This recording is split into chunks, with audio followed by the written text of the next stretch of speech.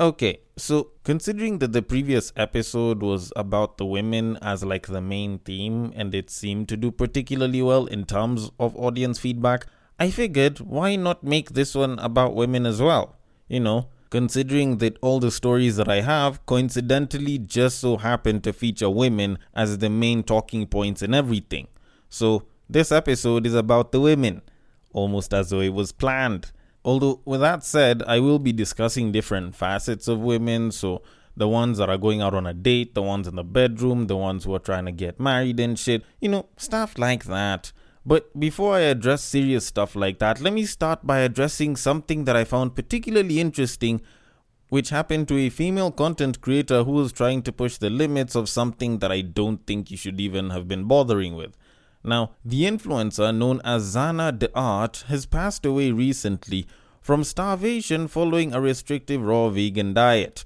Now, after seeing a headline like that, you kinda start to wonder why it is someone would end up being killed by something as simple as vegetables. Except that when I kind of read it, for me the first thought that popped up in my head was, not all forms of going raw are actually the best option.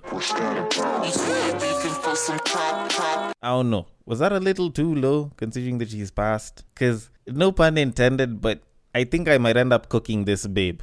But anyways, let me just read the whole, caption story with it. So it says, and I quote, Zana Samsonova, aka Zana the Art, a 39-year-old Russian influencer, promoted vegan and food diets on her social media following. While the official cause of her death is uncertain, her mother suspects it might be linked to a cholera-like infection due to Zana's exclusive raw vegan diet over the past 4 years. Concerns about her health were raised earlier when a friend mentioned that she appeared exhausted and had swollen legs oozing lymph during a visit to Sri Lanka a few months before her passing. End quote.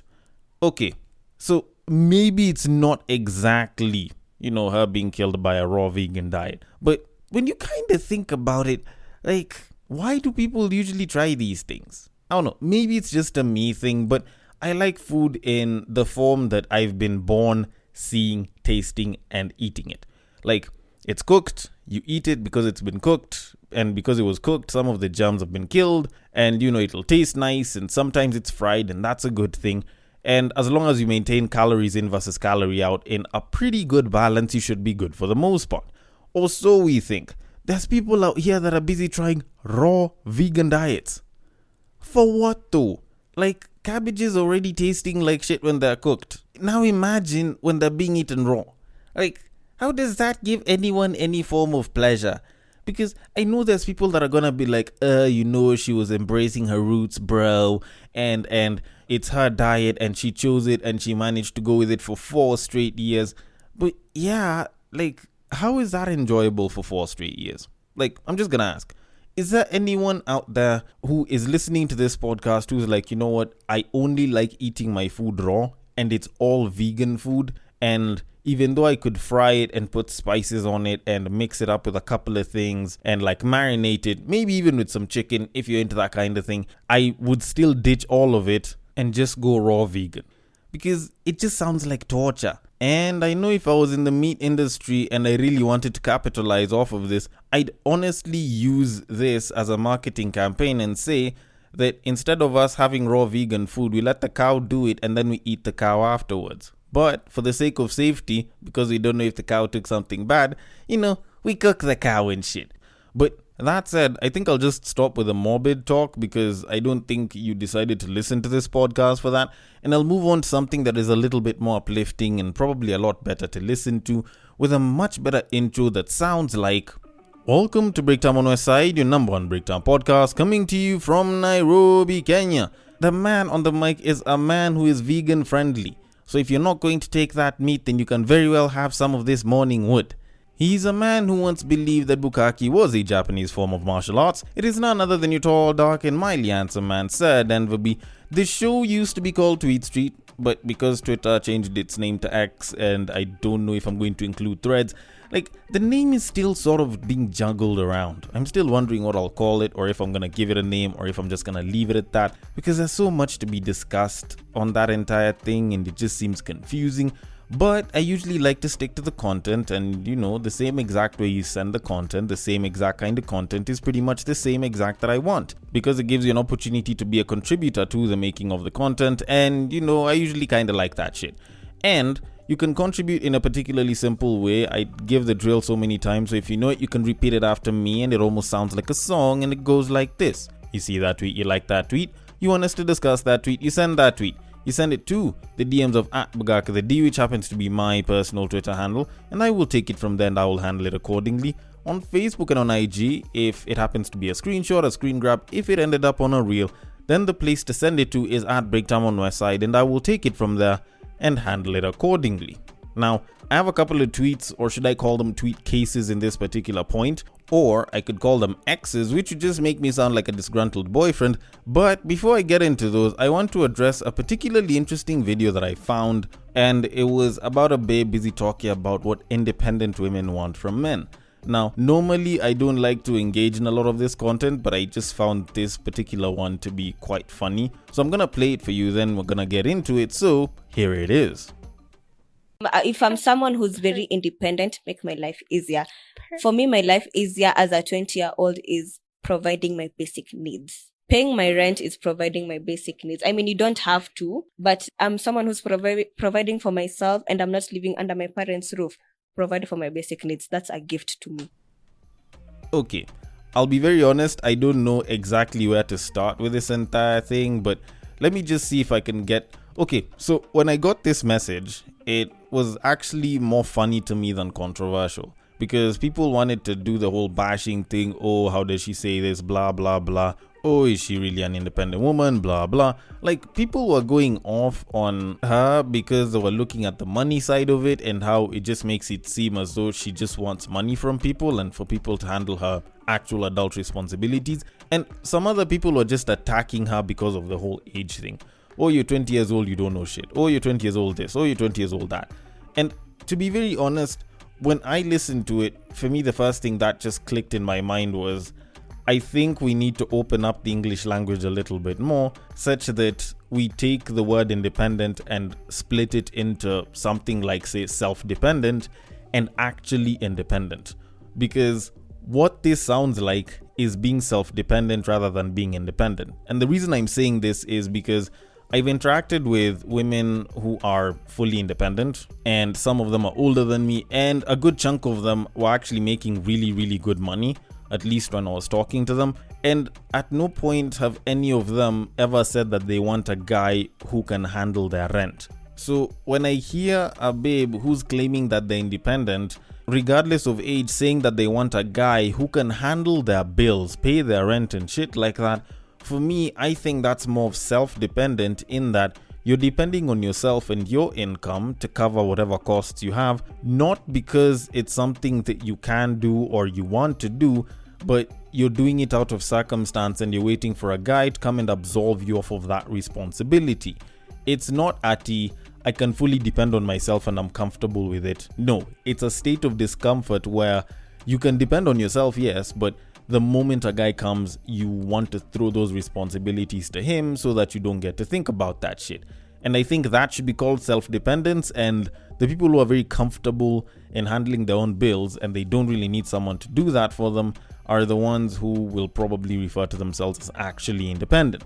Because whenever I interacted with the independent women that I speak of, none of them would say anything like, I want a guy to pay my bills, mostly because for them, that was something that they were comfortable doing on their own. And if they were saying that they wanted a guy, it was a guy to add to, not necessarily a guy to come and start covering for their issues on the financial end. Because for them, that was something that they could do on their own, which, to be honest, is a pretty big part of the reason why I was really into single independent women back when I started this podcast. In the earlier years, one of the things I used to talk about a lot was how independent women turned me on. I think it's just the whole aggression and arrogance that some independent women were sort of believed to have that sort of put me off of that entire thing. But I used to talk about how I really like the idea of a woman who's independent, because you go on a date and it's not like you're trying to show that you have money because she's got it. You're not trying to show that you are of this level of stature because you make this much, because that's not something that will really bother her, because she makes her own money, she's good. So you guys can actually deal with stuff that actually matters on an intrinsic level, and she won't be trying to get with you because of your money. She'll be trying to get with you because she actually wants you as a person. Like, that was a turn on for me when the thought of being with an independent woman was something that sort of lingered in my head during that time. Because at the end of the day, you're not trying to justify yourself as someone with means, but you are trying to show that you are actually someone who is of value to be with. Not necessarily because of how much you make, because money comes and goes and shit.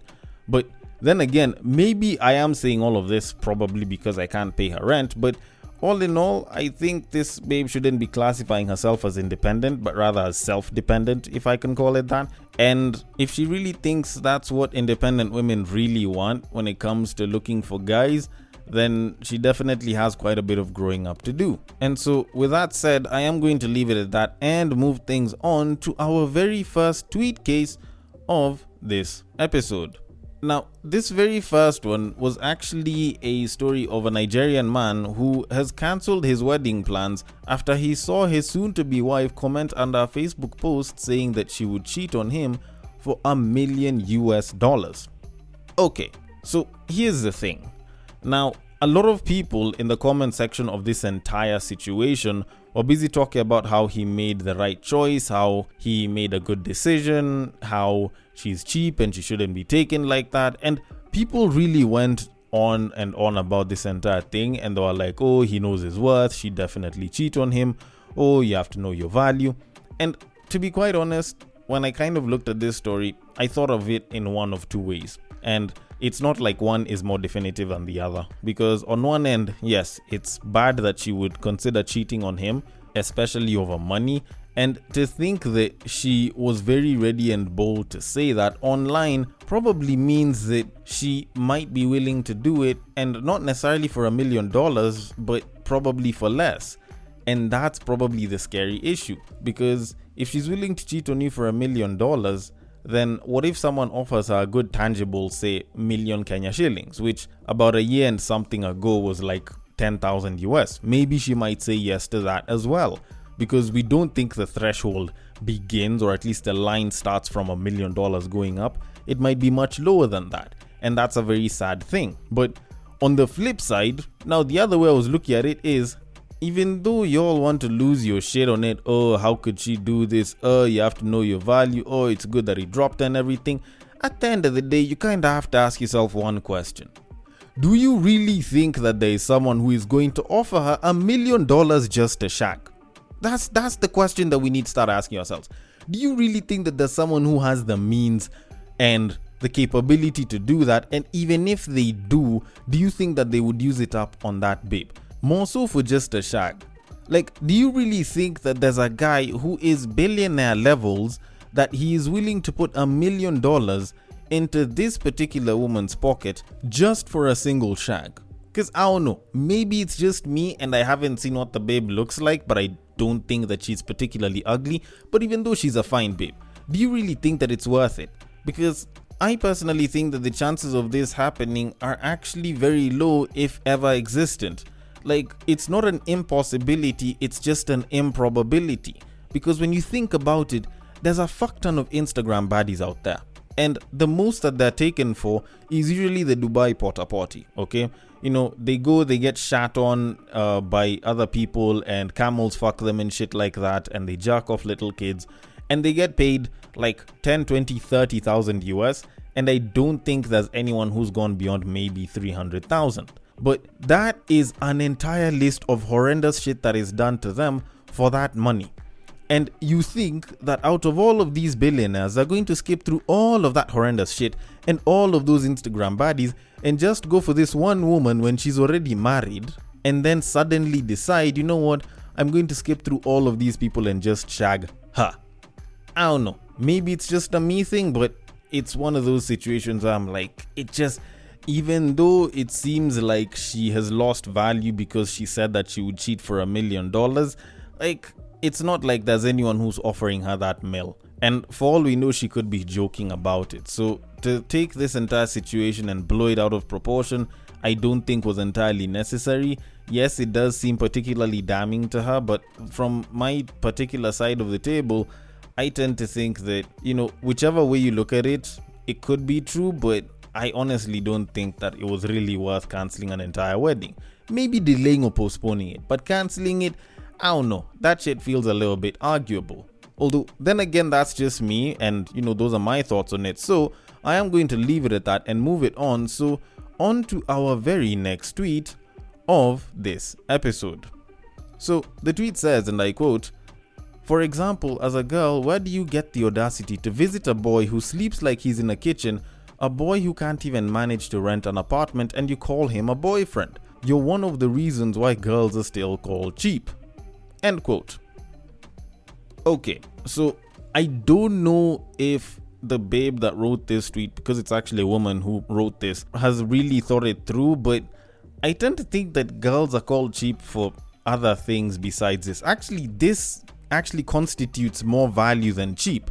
And even before I get to the whole value thing, there's this Kenyan saying that I think just about any person that watches videos on the internet in Nairobi has probably heard more than once. Kienyeji love is the purest form of love. Let's be particularly honest. That rural type, let's walk somewhere and I'll pull a flower from the bushes and give my babe and we can hold hands and tell each other we love each other. That shit is some of the purest form of love that's out there. And the closest thing to that is the babe that's with you in the trenches and is completely supportive and isn't trying to cheat on you, and she's just a faithful, nice, sweet babe that is willing to be there with you even though you're not in the best of situations. That's some of the most pure form of love that people will ever talk about out here. The problem is there's a shit ton of people online that are busy talking about, if he doesn't make this money, or if he doesn't own this, if he doesn't do this and that for you, then you should probably drop him. And yet the reality that they forget to acknowledge is that money is something that can come and go. People have made a shit ton of money and lost a shit ton of money. Elon Musk at some point was the richest person on the planet, and he lost a shit ton of his wealth over a couple of months just by a few decisions here and there.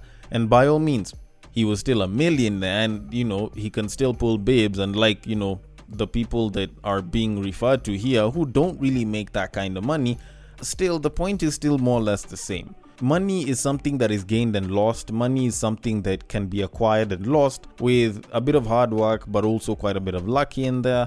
And so to kind of make it seem as though a babe who chooses to support you like this is particularly cheap, I think is particularly wrong and misleading.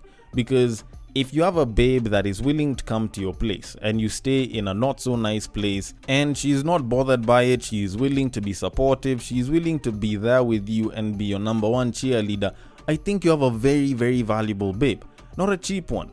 And then if you decide to add an extra sprinkle of she don't mind cooking and cleaning in the house every so often, hey, my nigga, you have pure wife material right there. People talk about 24 karat gold and shit. This is 80 karat and all. This is some of the purest form of love, and this is absolute wife material that you've got there, and you should take it and hold it. But then again, maybe I don't know jack shit. Maybe I don't understand what the purest form of love is. Maybe you need money for that shit. But I will leave it at that and I will move it on. So on to our very next tweet of this episode. And it says, and I quote, "I have a date tonight, guys. What's happening in Libya? I need to revise." End quote. Okay, let me try and make this a little bit simple for you. Maybe catching up on, geopolitics and African news and shit like that might be good. But I can't really guarantee that this is going to make things better for you or show that you're not daft. I think at the end of the day, you don't necessarily need to be this up to date with the news for you to have good conversation points. I feel like when you guys start to vibe together, it should work out pretty well. But if you really, really want this guy and you really want to try and, give the best impression, I'd argue that probably using something that the both of you are familiar with, like cartoons, would probably work really well. So instead of trying to look into what Libya has done, instead of that, go ahead and look for a bunch of fan theories on cartoons. Then bring up the topic of cartoons, because both of y'all have most probably watched cartoons at some point in your lives. Then bring up fan theories on that shit. I kid you the hell not. That can actually make for some pretty interesting debates and can actually make it seem as though you guys were actually having a healthy conversation. Although then again, considering that I haven't been on a date in quite a while, I really can't say that my points are probably the best to take up. But considering that I think we still have a bit of time left, I can take on one more tweet before we end the show. So, on to our very last tweet of this episode. And it says, and I quote, "Men, women love sex. If she's not having it with you, she's having it with another one. Sex is a woman's ultimate expression of respect, obedience, and submission. If she isn't having it with you, she does not see you as a viable man. Move elsewhere." End quote. And okay, to be very honest, I thought that I would probably agree with this tweet. It's just that I can only agree with about a third of it because there's 6 lines here, and the very first 2 lines are "men, women love sex." That's the only one that I can agree with, because I have listened to babes who talk about how they do not like sex or they're not fans of it or it's overrated and shit, but the moment they find someone who gives it to them really good, they want to do that shit a lot. Like, they may devalue sex beforehand, probably because they didn't have good experiences, but women actually love sex. They will love that sex and they will do it regularly. That one I can totally agree with. Women actually do love sex. But now, the part of if she's not having it with you, she's having it with another person, like, I don't know. Like, maybe it's just me, maybe the women need to clarify this for me, but I don't think that babes are constantly banging one person or another. Don't get me wrong, women do hold the keys to sex, but they tend to be very choosy, or at least most women tend to be very choosy with who it is they give those keys to. And a lot of times, the people that have access to those keys, or at least that the women would want to shag them, that the women would want to be with in a sexual or a romantic way, are in a lot of cases unavailable or unreachable or just damn right near non-existent. Some of them have people that they read in fictional books that they wish would shag them. Some of them have guys that they want that are in relationships, marriages, and so on and won't sleep with them. Or they just have other women and they would like to be the only one and those guys aren't willing to give them up. Like, at the end of the day, it's not like they're always going to be shagging someone else. Yes, they might want to shag some other people, but those people might not even be available. And that's even without considering that there's some women that just don't have access to those guys or just simply don't want to shag. Probably because they have been thinking about it, or like they just don't want to do it, not unless if it's completely worthwhile or will lead to marriage or some shit. And as a result, you find that those women end up not shagging. Then the other part is, sex is a woman's ultimate expression of respect, obedience, and submission. If she isn't having it with you, she does not see you as a viable man. Now, it being the ultimate expression of respect, obedience, and submission, bullshit. I do not think that this is the ultimate expression of respect, obedience, and submission. I tend to think that if she was coming over to your place to cook and clean for you, that would be the ultimate expression of submission and probably obedience if you told her to come and do it. And by the time she's doing that, she has to have respect for you as a dude. But shagging you, I don't know. I tend to think that that's mostly because you made her lust after you. Like, if you can get a babe horny, then there's a pretty good chance that she'll let you shag. Like, that one is particularly common because it's the same thing that happens with guys. Except that with guys, they don't even have to get you horny, and, you know, in some cases you might even still shag them. Although, then again, you know, if she isn't having it with you, she does not see you as a viable man, which is true, but I think this one is very dependent on the timeline. So if she isn't having it with you, say maybe right now, but she's willing to have it later, maybe she just wants to delay the gratification of you being with her. Like, that could be something that she's looking at, but it doesn't necessarily mean that she doesn't see you as a viable man. A lot of babes today will go right ahead and do it pretty quickly, but it doesn't mean that she sees you as a viable man for the long term. She might just see you as a viable man to shag. And I think that sort of difference is something that some guys that are pretty old school might still not understand. But hey, maybe I might be wrong about this shit, so I want your thoughts on it. The DMs are open. On Twitter, it is at Bagaka the D, or should I say on X, it is at Bagaka the D. On IG, on Facebook, it is at Breaktime on my side. Thank you so much for listening all the way till the end, and I will catch you guys on the next break.